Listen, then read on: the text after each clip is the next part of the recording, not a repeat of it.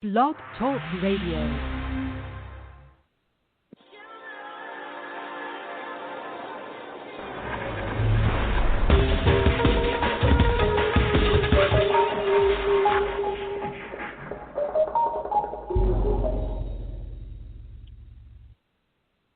Hello, everyone, and welcome to my show. I'm your host, Diana Belarov, award-winning and best-selling author, Fire and Ice, The Journey of Transformation, Ashes and Ice, and The Light Within. You can find out more about me on my website, dianabelarov.com, as well as subscribe to my radio channel. Let me know what kind of a topic you wish me to cover, and I'll be more than happy to do it for you. I hope everybody's doing great and doing their best to stay safe, to stay happy, to stay healthy. This is the most important part. And understand that you don't have a power over what's going on outside of you. The only power you have is over what is going on inside of you.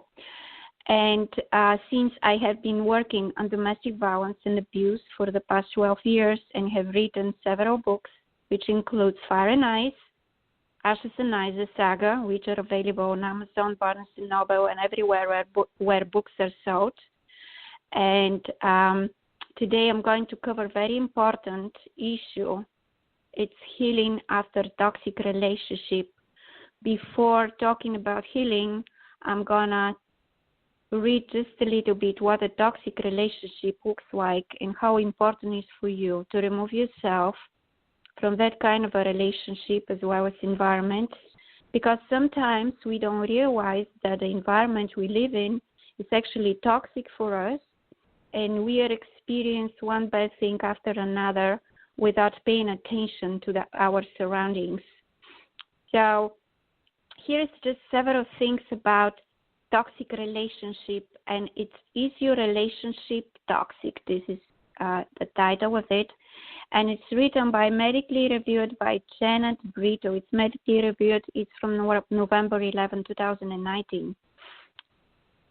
What does it look like to be in a toxic relationship? Depending on the nature of the relationship, signs of toxicity can be subtle or highly obvious, explains Carla Marie Manley, PhD, author of Joy from Fear. If you're in a toxic relationship, you may recognize some of the signs in yourself, your partner, or the relationship itself. If you buy my book, Fire and Ice, you would definitely see the signs, the red flags, and everything what you need to see about being in a toxic relationship. So, toxic communication and lack of support. Your time together has stopped being positive or supportive of your goals. Healthy relationships are based on mutual desire to see the other succeed in all areas of life. But when things turn toxic, every achievement becomes a competition. In other words, you don't feel like they have your back. Toxic communication, instead of treating each other with kindness, most of your conversations are filled with sarcasm, criticism, or overt hostility. You may even start avoiding talking to each other. Jealousy. While it's normal to experience jealousy from time to time, Carabello explains it can become an issue if you can't get yourself to think or feel positively about their success. Really important. Controlling behaviors. Questioning where you are all the time or becoming overly upset when you don't immediately answer texts are both signs of controlling behavior, which can contribute to toxicity in a relationship. In some cases, these attempts of control over you can be a sign of abuse. More on this later. Resentment. Holding on to grudges and letting them fester chips away at intimacy. Over time, frustration or resentment can build up and make a smaller child much bigger. Dishonesty. You find yourself constantly making up lies about your whereabouts or who you met up with, or to avoid spending time with your partner. patterns of disrespect, being chronically late, casually forgetting events, and other behaviors that show disrespect for your time are a red flag. Negative financial behavior. Your partner might make financial decisions, including purchasing big-ticket items, withdrawing large sums of money without consulting you. Constant stress. A normal amount of tension runs through every relationship, but finding yourself constantly on edge is an indicator that something is off. This ongoing stress can take a toll on your physical and emotional health. Ignoring your needs, going along with whatever your partner wants you to do, even when it comes against your wishes or comfort level, is a sure sign of toxicity, says clinical psychologist Catalina Lowsing. For example, you might agree to a vacation they planned either intentionally or unintentionally for dates that aren't convenient for you. Lost relationships. You have stopped spending time with friends and family either to avoid conflict with your partner or to get around having to explain what's happening in your relationship. Alternatively, you might find your free time is wrapped up in dealing with your partner. Lack of self-care. In a toxic relationship, you might let go of usual self-care habits. Lawson explains. You might withdraw from hobbies you once loved, neglect your health, and sacrifice your free time. Hoping to change. You might stay in the relationship because you see the other person's potential or think that if you just change yourself and your actions, they will change as well. Walking on eggshells. You worry that by bringing up problems, you will provoke extreme tension, so you become conflict avoidant and keep any issue to yourself. Can the relationship be saved? Many people assume that toxic relationships are doomed, but that isn't always the case. The deciding factor. Both parents must want to change. Manly says if only the partner is invested in creating healthy patterns, there is unfortunately little likelihood that change will occur. Here are a few other signs that you might be able to work things out. Willingness to invest. You both display an attitude of openness and willingness to invest in making the relationship better. This may manifest by interest in deepening conversations, many says, or setting aside regular blocks of time for spending quality time together. Acceptance of responsibility. Recognizing the past behaviors that have harmed the relationship is vital on both ends. Manly adds it reflects an interest in self-awareness and self-responsibility.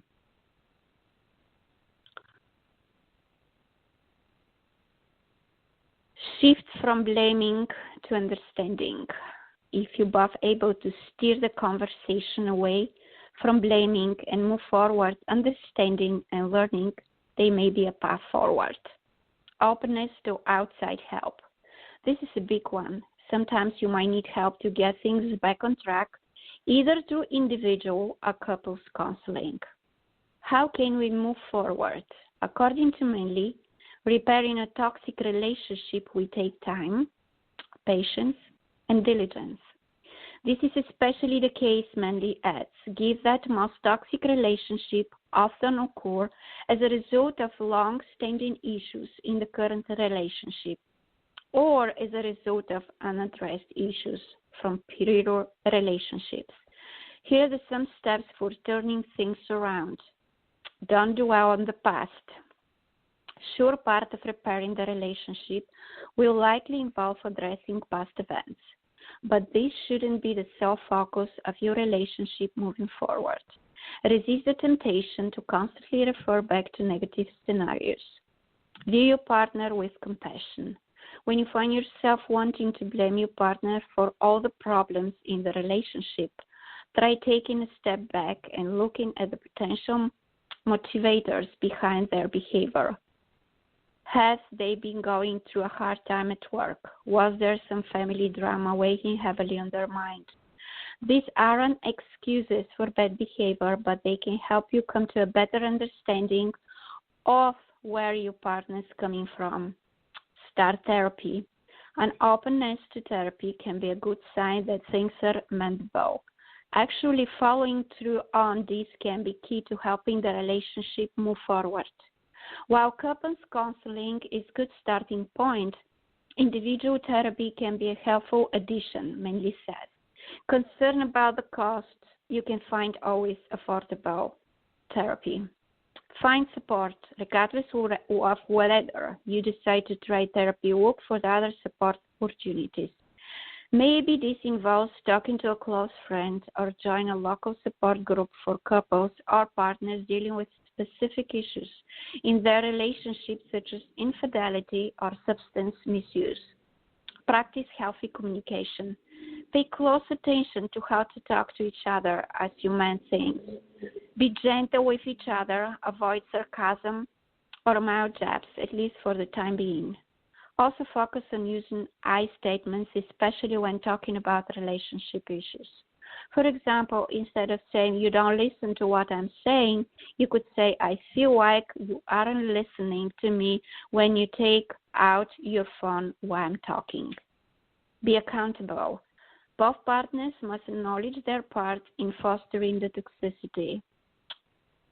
This means identifying and taking responsibility for your own actions in a relationship. It is also about being present and engaged during difficult conversations. Heal individually.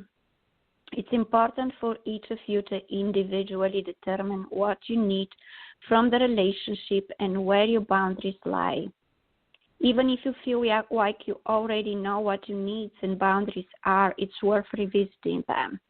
The process of rebuilding a damaged relationship offers a good opportunity to reevaluate how you feel about certain elements of the relationship. Hold space for the other's change. Remember, things won't change overnight. Over the coming months, work together on being flexible and patient with each other as you grow. Abuse versus toxicity. Toxicity in a relationship can take many forms, including forms of abuse. There is never an excuse for abusive behavior. You are unlikely to change your partner's behavior on your own. Abuse comes in many shapes and sizes. This can make it hard to recognize, especially if you've been in a long-term toxic relationship. The following signs suggest physical or emotional abuse. If you recognize any of these in your relationship, it's probably best to walk away. This is easier said than done, but we've got some resources that can help in this section. Diminished self-worth. Your partner blames you for everything that goes wrong and makes you feel as if you can't do anything right. You end up feeling small, confused, shamed, and often exhausted. Chronic stress anxiety. It's normal to have periods of frustration with your partner or doubts about your future together. Separation from friends and family, interference with work or school, fear and intimidation, name-calling and put-downs, financial restriction, gaslighting. It's a technique that makes you question your own feelings, instincts, and sanity. Threats of self-harm, threatening suicide or self-harm as a way to pressure you into doubting you or doing things in form of manipulation and abuse. Physical violence. Threats and verbal insults can escalate to physical violence. If your partner is pushing, slapping, or hitting you, it's clear sign that the relationship has become dangerous. So these are the things I wanted to share with you today. Please support victims of domestic violence. We live in a time where we need a lot of love, compassion, and kindness, something we have lost for years and years. So the thing is, these are some of the things the victim of domestic violence and abuse is going through.